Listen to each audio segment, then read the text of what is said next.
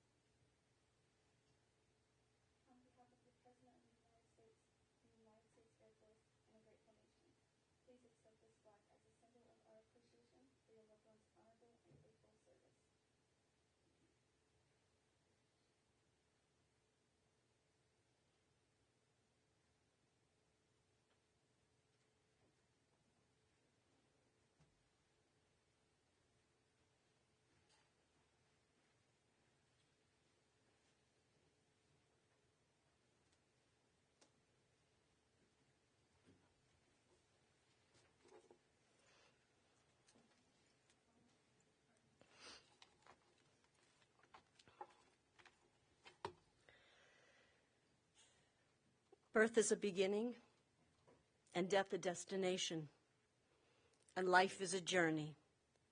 From childhood to maturity, and youth to age, from innocence to knowing, from foolishness to discretion, and then perhaps to wisdom, from weakness to strength, or strength to weakness, and often back again. From health to sickness, and back we pray to health again.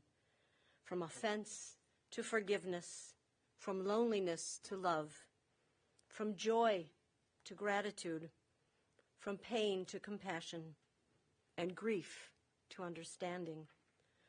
From fear to faith, from defeat to defeat to defeat, until looking backward or ahead, we see that victory lies not at some high place along the way, but in having made the journey from stage to stage, a sacred pilgrimage.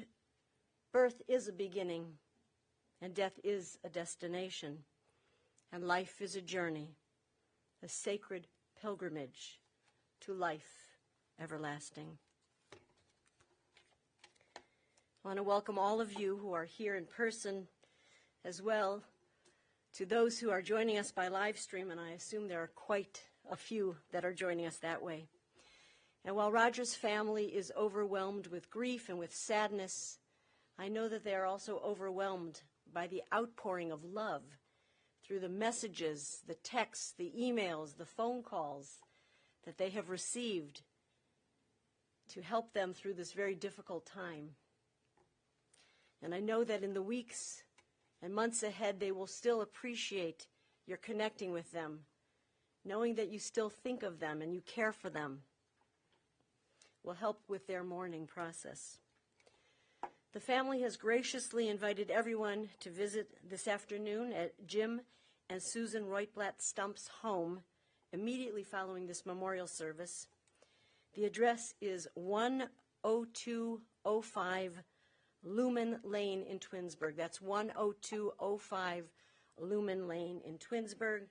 And the family has asked that for those who wish to make a donation in Roger's memory, to do so to the Hospice Community Care, 235 St. Charles Way in York, Pennsylvania. I'll just repeat that again. It is the Hospice Community Care in York, Pennsylvania. We begin our service with looking for words for comfort from our tradition. We begin with the Psalms. I lift my voice when all is dark. Into God's hands I place my heart. Piado av kiruchi, I'm not afraid, Adonai li. I lift my eyes when all is night. When I need help, I seek God's light. Lo echsar Adonai roi, I'm not afraid, Adonai li. Piado av kiruchi, I'm not afraid, Adonai li.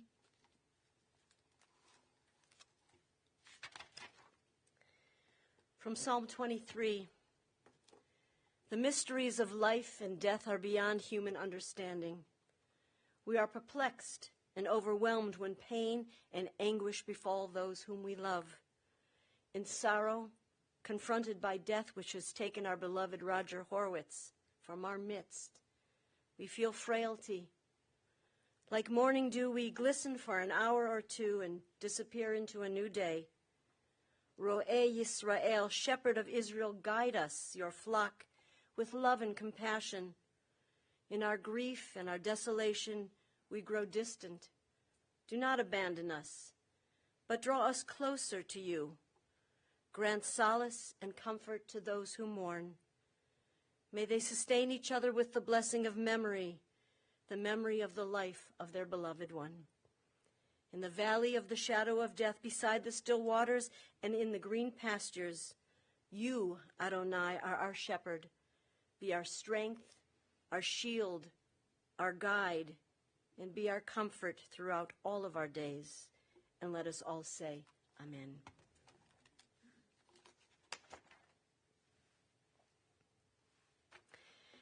Dear Justin and Colleen, Todd and Kelly, Paisley, Ari, dear nieces, nephews, relatives, and dear friends.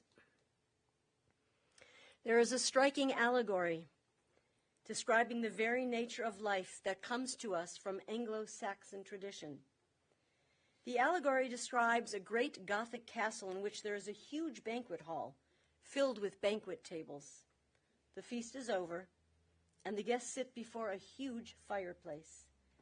The flame above the logs casts its light and shadow on the faces of the guests. Except for the light of the fireplace, the great room is shrouded in darkness. Suddenly, from an open window high above, a wild bird, lured by the light, flies into the banquet hall. For a few moments, it beats its wings wildly across the space of the hall, and then, just as swiftly as it has entered, the bird disappears through the open window on the opposite side. This ancient story has great power, for it speaks to us about life and about our own lives. Like that bird, we come into the world out of darkness.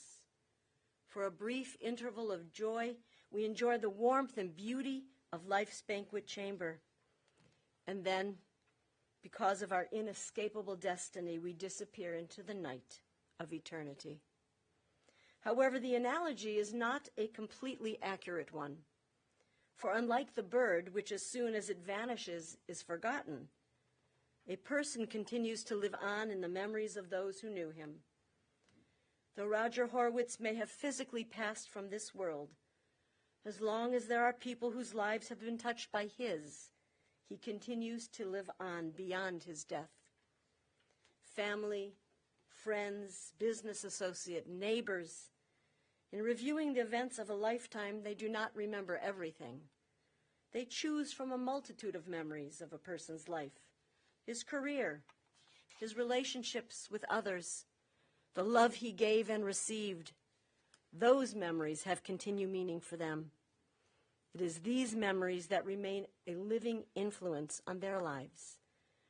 Those who have gathered here have many and varied memories of the years they spent with Roger.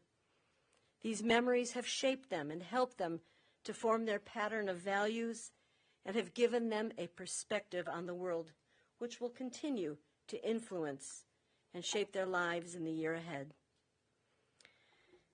I know that Roger had a very special relationship with his grandchildren. We talked briefly, just for a moment prior, and I said, what's so wonderful about grandchildren and grandparents is that they share a common enemy. And you got that one. Now, I know your grandfather was a big jokester, so I hope you like that. But I'd love to invite Ari, his grandson, to come and share a few of his own memories with all of us.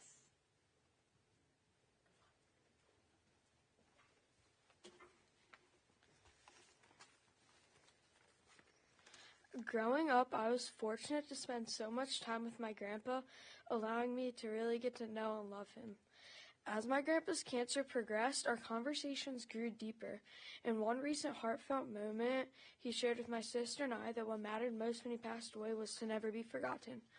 Between the memories we created, his supportiveness in everything we did, and his unique interests and quirky sense of humor, he was an unforgettable person. I was lucky to know my grandpa was there for me always.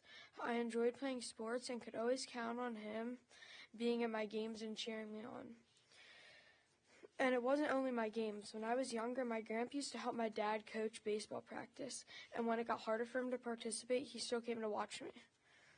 And it wasn't only an interest in my sports. He cared so much about me that he would call me almost every night to ask how my day was and what I did. Anytime my parents told him any good news about me, I knew a phone call was sure to follow, congratulating me, asking for details.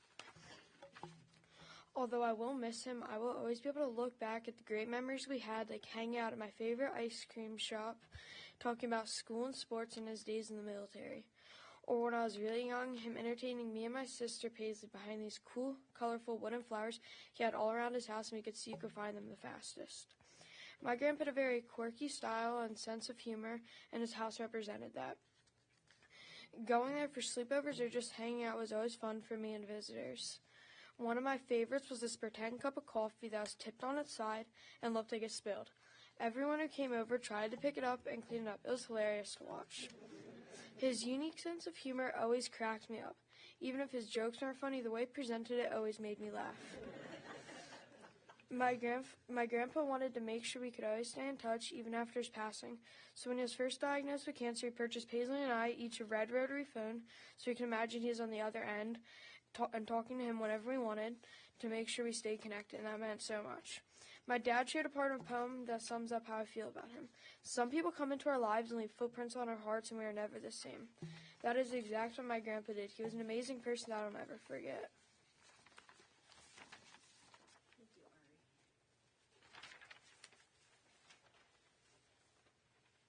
And now his son Todd is going to share a few words with us.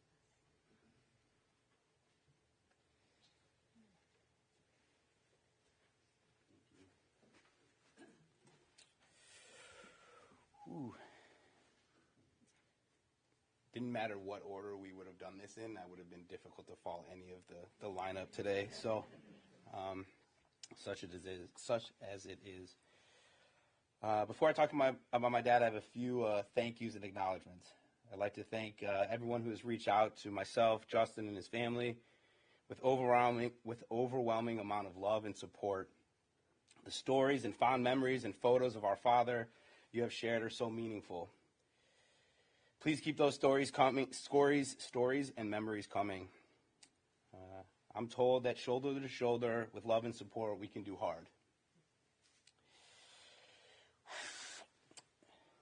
You can get that if you need to. That's a cool one. I know whose it was too. I'm not working today. I want to thank my brother, Justin. You have done an amazing job over the past 8 months, and actually for as long as you and Dad have lived close to one another. The word amazing doesn't even do it justice. You were put in a tough situation, and like other times in our lives, you rose to the challenge, faced it head on, and dealt with it. Your life was turned upside down and rearranged. You took such good care of Dad despite the results that we knew and were told would be from the beginning. Organizing doctor's appointments, calls, medication regimens, hospital stays, research, schedules of aides and nurses, and having to make some incredibly tough decisions regarding Dad's care along the way.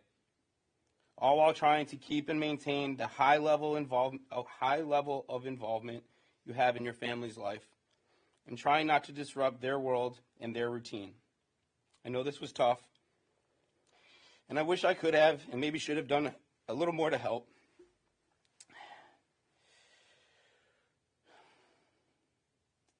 Justin, if you don't already know, you did good, which if you know my brother, I'm sure he does. Just joking. I wrote joking, too, next to it, so I'm just joking. But seriously, from me publicly, I want to say you did good, Justin. Dad would be proud of you, and thank you. But I also know, as sure as I'm standing here, you and Colleen would do it all over again for Raj. Colleen, thank you. Thank you for not only being there for Justin and maintaining some sense of normalcy for Paisley and Ari during the past few months, but thank you for your relationship you created, developed, and had with my dad. It was a very, very special one. I know because I've seen it in action, but I also know because he would tell me. That Colleen, she's a special one, he would say. He valued and cherished your relationship and its growth over the years. Again, I know because he would share that with me. You involved him in your and Justin's life, and even more in the kids' lives. That was huge for Roger. Being involved in their worlds and activities meant so much to him. There's so much more you have done for him, and I can't express it all, but I know how important you were to my father, and that means the world to me. So thank you, once again, thank you. All right, not the good stuff, not really. All right, so what am I to say about my dad, Roger Horwitz? I initially wanted to convey to you here today so many things to describe and paint a full picture of my dad and his life from my perspective. There was so much, and over the past few weeks and more so days, I've learned even more about my dad and his services in different aspects and his impacts on so many throughout his life.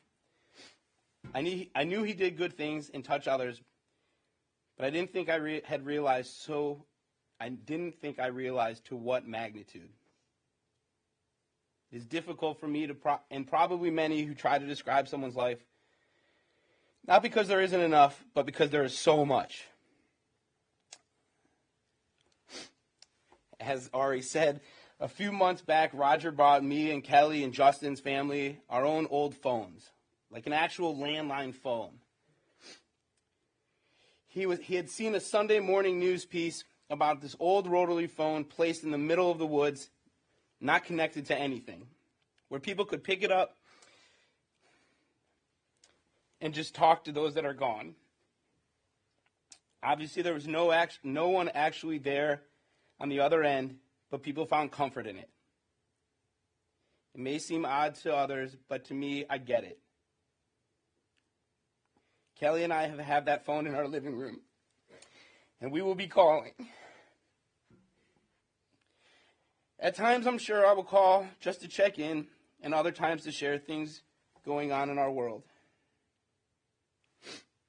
I know my dad would want me to be funny and say a joke or two or quote a line from a movie in the voice of that character. But today I don't have that much in me. Okay, maybe one. If you know it, you know it. Badges? We ain't got no badges. We don't need no badges. I don't have to show you any stinking badges. All right, that's all I have.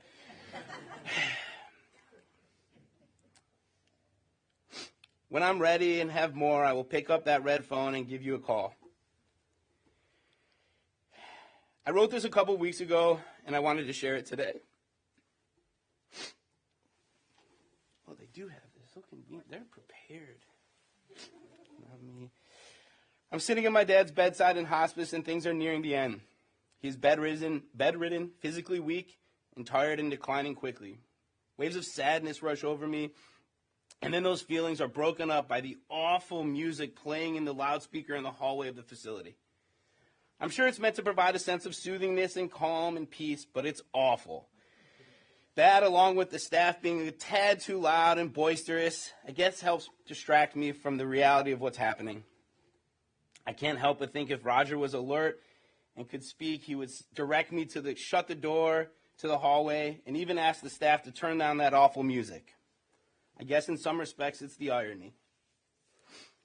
I think of some magical way after this was all over, he and I could talk about what happened and what he's been through these past few months, and we'd be laughing about the awful music or the time this happened or the time that happened along this fight and journey. But unfortunately, that's not how this works. But at least I'll have the memories of things we did get time to laugh about and share with one another. And the things we did together. The conversations we would have, whether we had spoken the previous day or hadn't for a while, would last for hours and hours or more. The tangents we took during those conversations, the jokes and jokes and jokes, the many quotes and specific scenes of movies that he insisted I watch, the history lesson he would give me on almost any subject that would come up or that I may have inquired about. The opinions and politics and perspectives shared there were priceless. The times, so many times, that he would tell me how proud of me he was. He appreciated and was able to see the good in me always, and hoped I could see it in myself. And Dad, I'm starting to. If I could tell my dad now, and he could hear me, I would tell him, Dad, you did a great job through this. Dad, you did a great job through this. That you fought a winless battle, and you didn't give up. You didn't let anyone down, and in fact, you inspired me. And for that, I'm proud of you. Thank you.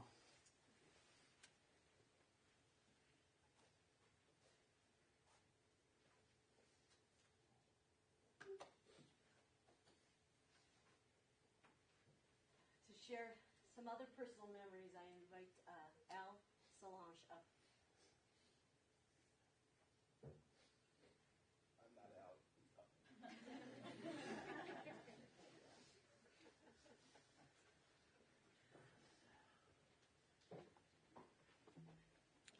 Tough act to follow.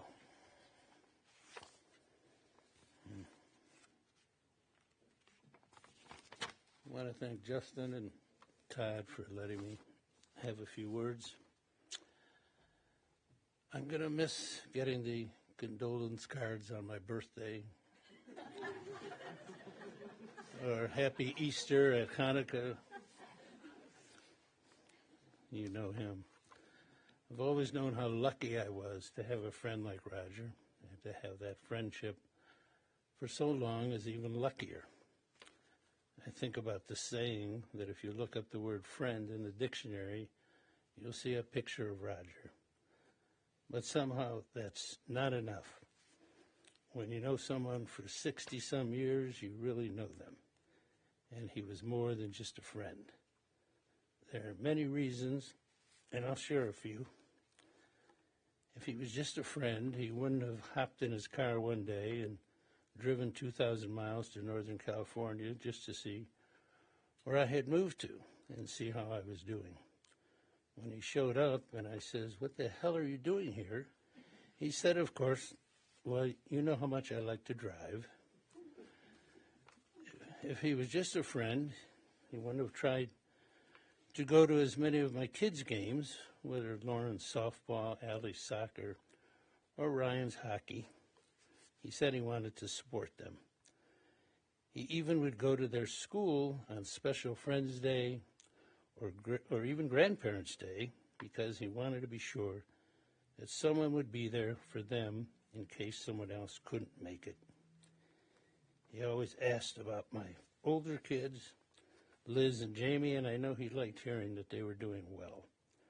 He told me he was happy that Ruth and I had met and were living together, and that it probably meant I wouldn't get divorced for a third time. In all fairness, we were both members of the 0 for 2 club. If he was just a friend, he wouldn't have gone to so many of my family's celebrations, weddings, bat mitzvahs, birthday parties, and more. I have cousins that still think that he's also a cousin. They're not sure how he's related, but they know he must be related because he's always there. He was always there, even when he pretended to steal the silverware. And he was so good at it. Towards the end of the celebration, he'd shove a bunch of silverware up his sleeve. Then when he was leaving, he'd shake someone's hand, and they would all come flying out and make a big racket and noise, and then he would pretend to be embarrassed. He wasn't. So, just a friend, no way.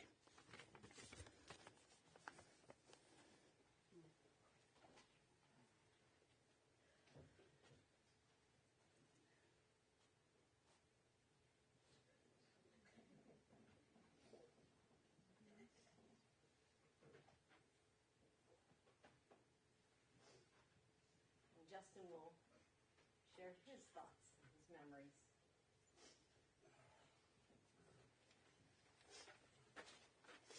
Those are definitely tough acts to follow, as a lot of my material is now gone. No, I'm just kidding. There's plenty here. Hey, listen, before I begin, I just want to take a moment to recognize my wife. This has been a trying 8 months for us and our family. And without your support and sacrifice, we could have never given Roger the quality end of life that he so deserved. And I'm forever grateful to you, Colleen. To my kids, who showed compassionate love for their grandfather, which gave him the strength to carry on. You saw a lot during these last few months, and your gift to your grandfather was the greatest gift you can give to another person. To my mom, thanks for being there on the phone with me through all those painful and tear-filled conversations. You were the lighthouse helping me navigate through waters you unfortunately knew all too well. To my brother Todd, thank you for sacrificing so much to be there for Dad when he needed the most. You made a distance a non-issue, And there's no doubt in Dad knows how much you cared for him and how much you love him. To the dear family and friends, in person or virtual, I'm thankful for the outpouring of love and support during these difficult times. It sounds so cliche, but it really does matter. And to everyone who knew, cared, or loved for Roger, I'm truly sorry for your loss. If you knew my dad, you'd know he was an avid reader. So it's only fitting to look at his life through the lens of a story. And probably the only way I could stand up here today without bawling my eyes out. And if I was to tell my version, it would be called Send in the Clowns. And the very rough draft would read something like this. My dad was one of the most unique and quirky people you'll ever meet. He was born Roger Allen Horwitz and would often say, "You can call me anything you want, just don't call me late for dinner." Which isn't entirely true. I used to call him Roger from time to time, and he would quickly correct me. "I think you mean Dad." Others of you knew him as Roscoe, a name he often used, born from a scene in an old movie he loved to quote. He would say it out loud to me all the time, and I can't believe I'm going to say it out loud to you all today. "Where's your Roscoe, Roscoe?" Before repeating it with even more gusto and a stronger delivery the second time, always ending with, "What a great line." This would evidently turn to the conversation to his second favorite movie quote, which my brother did much better. "Batches? We don't need no stinking batches." He had me watch those clips over and over with him. He thought they were so well written, seeming to get as much joy out of them as he did the first time he heard them. No doubt a loyal Democrat through and through, he was also a gun-toting NRA card-carrying member. An interesting fact he would probably have enjoyed, 20% of NRA members are Democrats. There was so much to my father, but it wasn't until recently I realized it's not worth trying to figure him out. Instead, it's best to just embrace him for the interesting man he was. Like Carlos, the name restaurants in the area knew him by, who lived at 405 Hunter's Path and enjoyed a good pepperoni pizza. He loved making up these names and creating false personas, and this is way before anyone ever heard of the likes of Ron Mexico. My dad was a well-educated man. In addition to his degree in social work, he enrolled in Clown College a few years back, earning a degree in juggling. No joke. He even pulled us into his antics, participating in Clown College's attempt to smash the Guinness World Book of Records for the largest pie fight ever. He was also well-versed in the law, earning his degree from Judge Judy University. He was quick to recite Judaism whenever appropriate, like, "There's a reason God gave you 2 ears and only one mouth, to listen." Or, "How do you know when a teenager's lying? Their lips are moving." Or his favorite, "You can't eat the whole steak and then ask for your money back because you didn't like it." In case the story feels like I'm poking fun at my father's intelligence, make no mistake, he was a smart, smart man. A well-read history lover who was caught up on all of his current events and one of the most phenomenal Jeopardy players I'd imagine to never compete on the show. A skillful debater and challenger of what was right, his intelligence was something to be admired. Most people don't know my dad spoke several languages. When he was in his 60s, he took classes to learn how to speak Spanish. He said it was because he wanted to be more inclusive. Personally, I think he did it to round out his Carlos persona. In addition to Spanish and English, as a child, he learned how to speak fluent Carney. For those unfamiliar with Carney, it's the language circus and carnival workers use to communicate so marks can't understand them. Like the generation before him, my father passed Carney on to me, and we'd use it to hide our conversations. I still recall the car salesman's face when he watched us going back and forth in his office. Miazo wiaze. Wiaze tiazu miazach. Hiazo miazach. Tiazu liazas. Tiazu yizas. Iazo kiaze. And he turned to the salesman and said, "Knock 2K off and we got a deal." And this wasn't only the secret form of communication we had. My dad gave us possibly the most functional and useful tool ever created. The Horwitz whistle. It works similar to the bat call. If a Horwitz sounds the Horwitz whistle, everyone is expected to stop what they're doing and find the Horwitz who whistled. Hands down, it was the most efficient and effective way I've ever seen to round up everyone when it's time to go. And his music interests spanned far beyond the Horwitz whistle. He introduced me to vinyl. He would cue up a wide range of music from Steely Dan to Sade, learning the words to Rocky Raccoon and Raspberry Beret by heart. In the later years, he continued to expand his range, turning me on to things like the Ghetto Boys, Acknowledgements, and the Insane Clown Posse. More than music, he had a love for comedy. He used comedy as a way to connect him with people. From a young age, I remember him doing the Three Stooges with me. He'd lay his hand out and say, pick two, any two, and then he'd pretend to poke me in the eyes.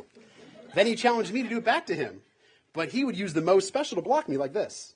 And then he would do his best Shemp impression. I've heard those stories out of him putting silverware up his sleeves before he left someone's home, as he would go to shake their hands, thanking them for a good time. And as he left, they would all fall out of his sleeves as if he was stealing their utensils. That was my dad to a T. But he didn't have the center of attention. But he didn't have to be the center of attention. My dad loved a great comedian. One of the most amazing comedy bonding moments happened years ago when my brother, father, and I went to see Atlantic City's great Vinny Favorito performing at the Tropicana. I'm not sure what made Vinny latch onto us that night, but for 5 minutes, he eviscerated us. All three of us. I meant he lit us up. It was the most gut-busting experience a comedy fan could ask for. And with our dad, it made it so much sweeter. I always knew my dad loved us and enjoyed being around us, but I could never quite put into words how he felt about us. It was something special. I just couldn't quite put my finger on it until his passing. Someone who observed my relationship with my father over the years shared, his pride for you and your family is immense. Anyone could see it from a mile away. That was it. And that was what I was trying to put my finger on.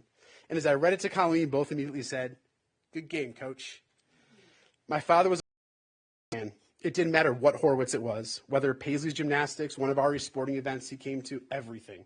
And if I was coaching, he would cheer me on equally as loud as the kids, always waiting afterwards with an attaboy and good game, coach. At the time, I found it embarrassing, but it was just a proud father expressing it to his son. I would give anything to hear him say it one more time, but that's a reminder to myself that life is too short and to make every moment count. His pride for us was unbound. We could never do anything wrong in his eyes, and even if we did, he'd still say it was the other person's fault.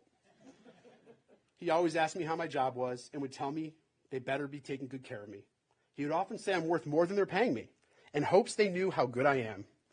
It always made me chuckle, as he had no idea how much money I made, or how they were treating me. But in his eyes, it didn't matter. Nobody could ever treat his boy well enough. It harkens me back to when I was a kid. He would often call me his boy chick. That's a Yiddish term of endearment for a son. It had been so long since he called me that. But as we grew unbelievably close towards the end of his life, I earned some new nicknames. Growing weaker and relying on me more was hard for him. He began calling me his guy. And I liked it. Besides, it sounded way better than caregiver. He also called me his drug dealer. As his appetite diminished, the days of smuggling rye bread and hard salami back home from Davis Bakery were replaced with tincture and vape pens. My father and I went through some crazy stuff together the last 8 months of his life. Some things I can't forget soon enough. Other things I can't share fast enough. Like how much strength my father showed looking death in the eye. Although cancer was kicking his ass, to endure what he was going through took unbelievable mental fortitude. Although he had no choice but to carry on, he had a choice how he did it. And I couldn't be more proud of him. He displayed immense courage, facing the uncertainty ahead of him, never knowing what the next day would bring. He remained so concerned with others until his final days, never wanting to be a burden to us or see us in pain. That was the hardest part for him. Shortly before my dad passed away, I lost someone else very close to me to cancer, someone he was close to as well a long time ago. I wasn't sure if I should tell my father, as I didn't want to shine a spotlight on his impending fate. But I would be leaving for a few days for a funeral, and I'd have to tell him, as I was his primary caregiver. I mean, his guy. I remember sitting on his bed. He hadn't touched me in a long time. And when I told him, he reached over, and I told him the news, he reached over and started rubbing my arm, telling me how sorry he was for me. But not just for me, but for all of us who were mourning. He was still acting like a father, comforting his child, when he was the one I felt needed it more. But like all good stories, there has to be an ending. And unfortunately, these endings aren't always happy. I'm just glad I had an opportunity to tell you about my dad, the most unique and interesting man I knew. As for the title, Send in the Clowns, it's an old theater reference, meaning if the show isn't going well, send in the clowns to tell some jokes and make it all better. My dad knew his show wasn't going well, but he kept sending in the clowns to try to make it better. At one point towards the very end, I was helping him write an update to some people about his condition, and he was adamant. Make sure you tell them not to send anything. I mean it. Make sure nobody sends me anything. And then grinning, he turned his head to me and said, unless it's a blonde. The end.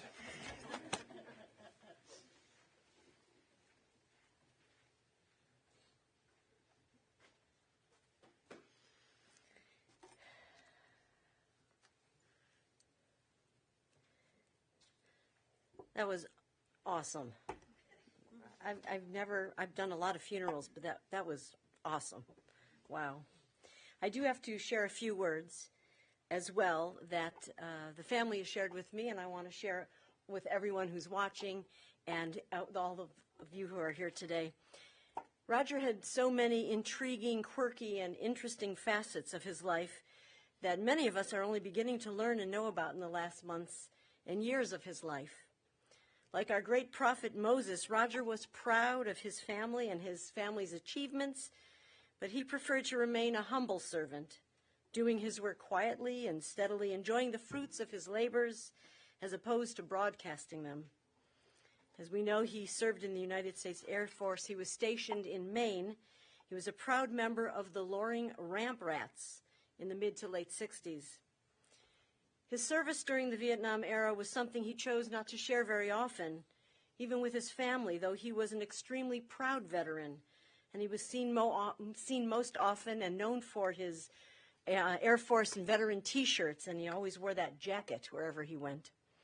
He did, however, reminisce about the friends he had lost during the war and during his special missions as a military policeman, and he stayed in touch with his platoon. Roger was a Cleveland native and a graduate of Cleveland Heights High School in 1963, and although he left Cleveland in 1989, Cleveland always remained close to his heart. He was an avid Cleveland sports fan, even the Browns, and he was always thrilled to enjoy, as Justin said, delicacies from his favorite hometown Davis Bakery, a salami, a rye bread, tea biscuits, obviously the silverware, a bottle of stadium mustard, and a can of Cotton Club soda. But we call it pop, so I have to... Roger's Cleveland roots were deeply planted here in his chosen work within the Jewish community. He found meaning in his social work, serving as a group home parent for the Jewish Children's Bureau. He worked for numerous children's services. He was in high positions there with Belfair and as a drug and alcohol counselor and director in Mansfield. Roger was especially active, engaged in the Cleveland Jewish community, serving as the assistant director and then the director of the B'nai B'rith organization in the Greater Cleveland Council. Now, I know he became the director because I spoke to one of the people last night who posted on Facebook. She's a friend of mine, and she said, oh, no, he was the director, after Hal Gordy, I think the name was. So, corrected.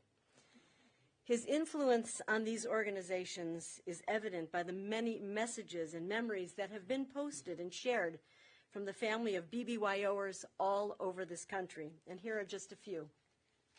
Sherry wrote, I'm so sorry to hear this news. I have great memories of the time I spent with Roger. Cindy posted, Roger was so awesome.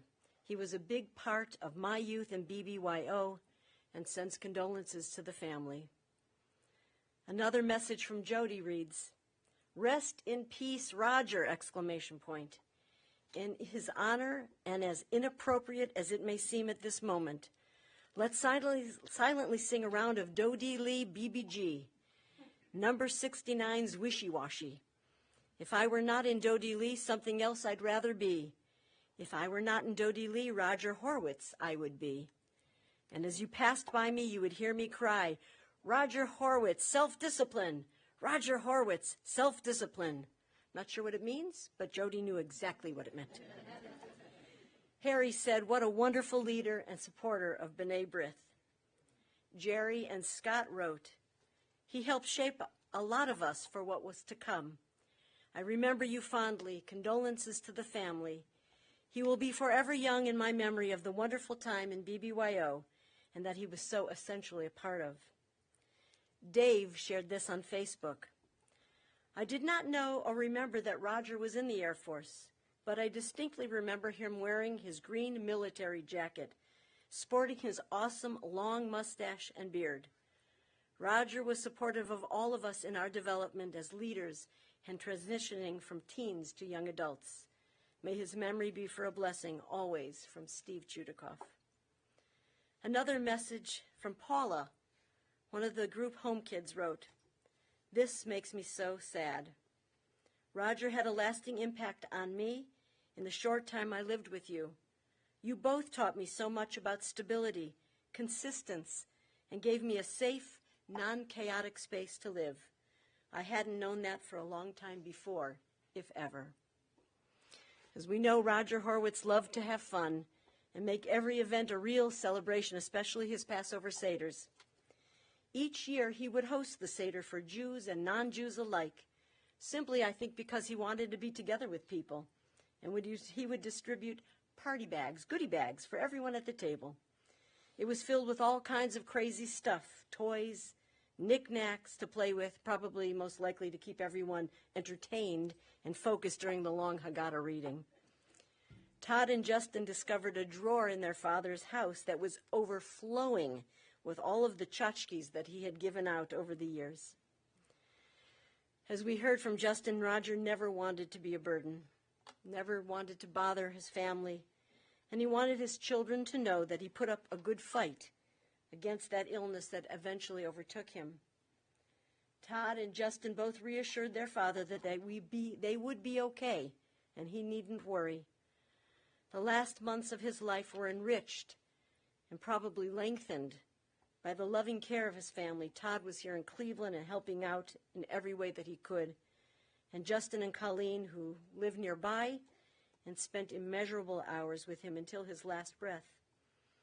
He was able to live his final weeks with dignity and with courage and without any regret. No more eloquent eulogy, no better summary of the life of Roger Horwitz can be given than to say that his family consider themselves blessed because he was their father, their grandfather, their dear relative, and a good friend. He will not be forgotten. And as you know, Roger loved a good joke, and I leave you with his favorite one that many of you probably have heard often, and it goes like this. An Orthodox rabbi walks into a bar with a duck on his shoulder. The bartender asks, "Where did you get that?" The duck answers, "Brooklyn. They're all over the place." It worked. It worked. Okay. Rest in peace, Roger, and may your memory remain as a blessing to us all. I ask all who are able now to rise for El Malei Rachamim.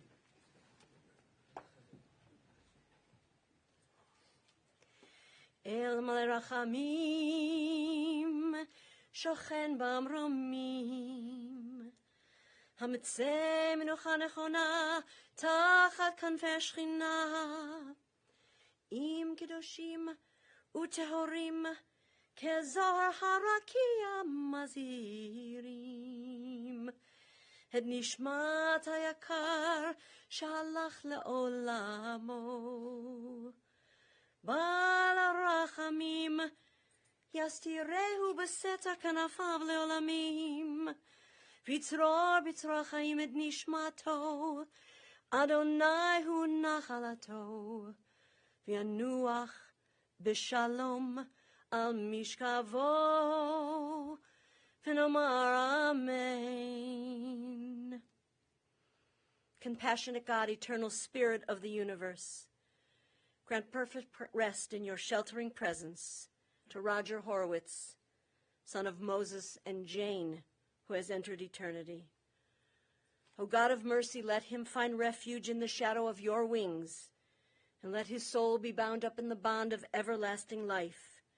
God is his inheritance. May he now rest in peace. And let us all say, Amen. We continue with the family with the words of Kaddish. This is the memorial prayer that we say each year as we remember our loved ones and for each day as we mourn for a parent. The words of Kaddish are in Aramaic. It is not a prayer that is used at any other time, and it does not mention death, although it is associated with that. It mentions how great God is, how we rely on God for our strength and our comfort, and to carry us forward in life, which this family will indeed do, as Roger would want. We join together. Yitkadal v'yitkadash shemei Rabbah, Bi'alma divra chirute v'yamlich malchute. B'chayechon uv'yomechon, uv'chaye dechol Beit Yisrael. Ba'agalau v'zman kari v'imru. Amen. Yehi shmei rabba mevarach le'olam ulalmei almaya. Yitbarach v'yishtabach v'yitpa'ar v'yitromam v'yitnaseh. V'yit hadar v'yit aleh v'yit halal shemei dekudisha barichu. Le'ela min kol birchata v'shirata, tushbechata v'nechemata, da'amiran bi'alma v'imru. Amen. Yehi shlama rabba min shemaya v'chayim aleinu v'al kol Yisrael v'imru. Amen. Oseh shalom bimromav, hu ya'aseh shalom, aleinu ve'al kol Yisrael v'imru. Amen. May God grant peace to those who mourn and all who suffer, and send comfort to all the bereaved among us. Amen ve'amen. Lech kishilachecha Adonai, Roger, go your way, for God has called you. Lech ve'Adonai yiyeh imach, Roger, go your way, and may God be with you. V'halach lefanecha tzidkecha, kevod Adonai ya'asvecha. May your righteousness and your humor go before you, and the glory of God receive you. That concludes our service here. I know the family will love to speak with each and every one of you this afternoon as you visit. You may be seated.